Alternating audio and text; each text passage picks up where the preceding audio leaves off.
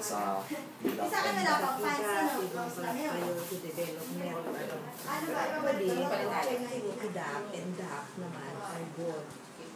Nagkaroon lang ng problema niyan in terms of implementation because of the self-interest of the implementing bodies. kumbaga yung natempt sila masyado kasi malaking pera. Imbes na gamitin nila doon sa dapat paglagyan, sa ibang bagay nila nilagay, tsaka yung iba, siguro nagkaroon sila ng interest para ipamilip sa pera. Because I believe na hindi lahat ng pera na yun ay gamit sa tamang bagay. So, ma'am, kung parang tatanungin, ano pang tingin din sa pag-implement nila din sa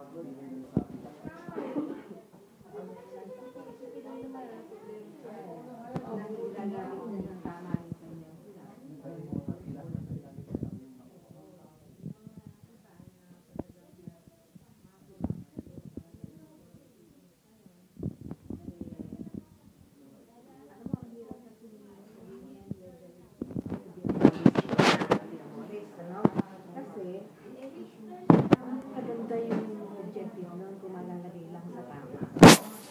Iiwasan yung mga malaking pera yun. Tapos kung sasabihin na natin mapunta siya sa projects na yun yan, mga hospital, mga ganun. Yun yung laking tulong. iniisip ko nga din whether malalagay yan sa ilalagay niya sa mga projects sa hospital, sa schools. Hindi magkakaroon ng problema ko dyan because yung attitude ng tao will implement that, yun ang nagiging problema. Kasi yung inisip niya, kahit kunyari, ganito kalaki yung budget. Tapos may nakita siya yung may makomplete niya na kunyari, sabi natin na around 60% ng price. Naisip niya yung 40 na, yung 40% na sa kanya mapupunta. Yes. Kaya, yan Kaya nangyari. yun ang problema. Self-interest Self-interest pa rin ng mga kaya nasushort change yung mga recipients ng mga project. Mga iba, talagang minanipulate nila yung pera para mapunta sa kanilang bulsa.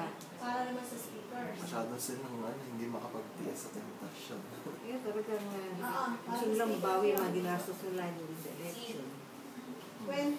Pero yan, dapat ang first priority na pagpapasok sa election is yung welfare ng mga masagdagan. That should be the case. Pero since it is within the system, palagay ko sistema na yan, ano? Diba? Na ang hirap mag-budget ay doon ano kung sino yung tao na makababagay yan.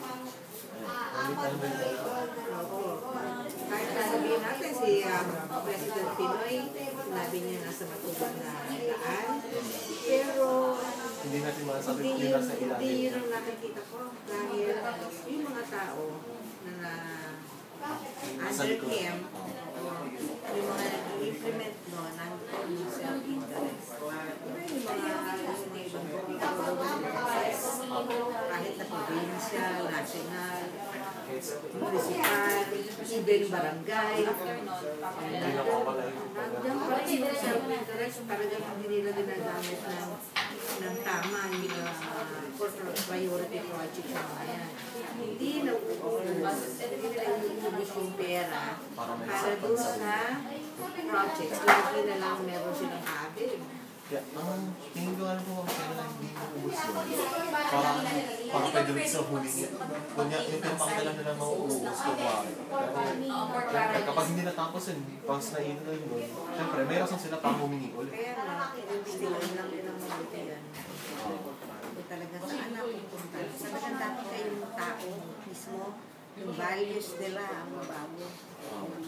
Kasi kung yan talagang hindi kurap, maitatama lahat yan. Ano magiging problema ng ganyan. Kasi ang isa't isa gusto dumami ang pera eh. Wala sila.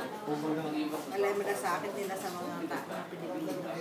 Kahit alam nila naghihirap yung sa nagkisilip Kung sila. magagamit lang ng tama yan, pero walang maghihirap na Pilipino. Hindi ba? Mga bilyon-bilyon. Ilan yun? 200 billion ba yan? Yung Billion of per, pesos. yung 200 million yung annual. Pero yung nagastos din sa era na Congress, 2 billion ba yun? Yun lang kay Napoles, doon sa mga bogus NGOs ni Napoles. Maraming natin di ba? Opo. So, kung sinabing doon ako sa gumagawa ko, walang project sa nagawa, pero ang pera, Nagastos. so pinaghati-hatian. Kasi kung halimbawa may mga NGOs na nilalaman na, halimbawa na manipulate na, ano kung yun lang, yung project na i-initiate ng NGO na yun, ginawa ng tama walang problema Ang problema nga, non-existent. Tinago. Hindi existing yung mga yun. May mga pinangalanan tao, pero actually, hindi naman sila nag-implement ng project. Kaya yung mga sinasabing mga address ng mga NGO, hindi naman ma-locate na yung iba. Iba yung mga tao na nakapangalan doon. Di ba? Nag-alisa ng lahat. Ginamit nila yung mga nasa lumang records para mukhang kapag-ipaniwala. Dapat pag-isipan talaga nilang mabuti kung paano pa magagastos ang tama yung mga taxes natin. Two more questions on. Tungkol sa pinaka-mat, kung in favor ba kayo or gusto nyo ma-reform siya? Ay, abolish or reform?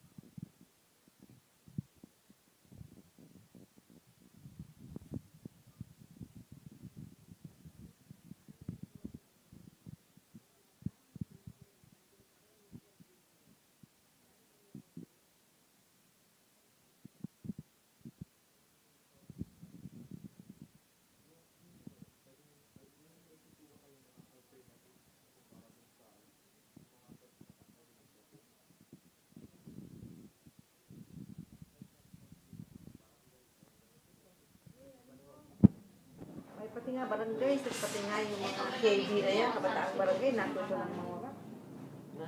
Ang pakiramdam natuto sila dahil sa mga mismong predecessor nila yung na-influensyan lang.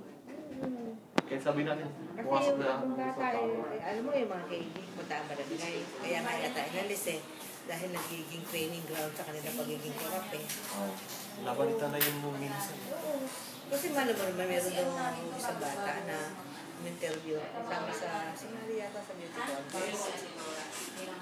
Sinagot daw siya, she stopped studying because she would be running for KB chair.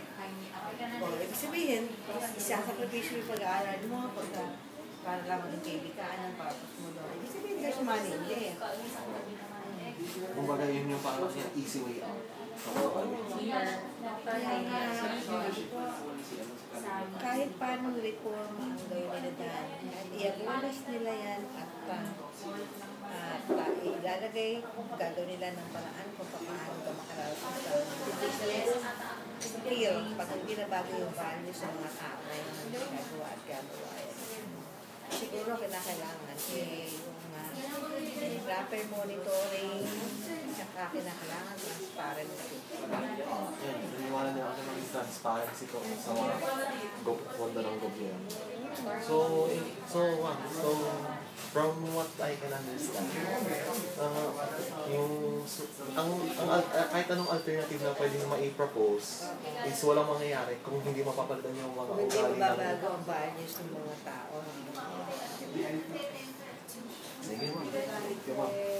Mukhang sapat na siguro yun. Sinagutan niyo kasi mga sabay-sabay na question kaya inano pa na yung pagkaintindi ko. Isayin ko sana pero okay lang. Salamat ma'am. Thank you. Doon na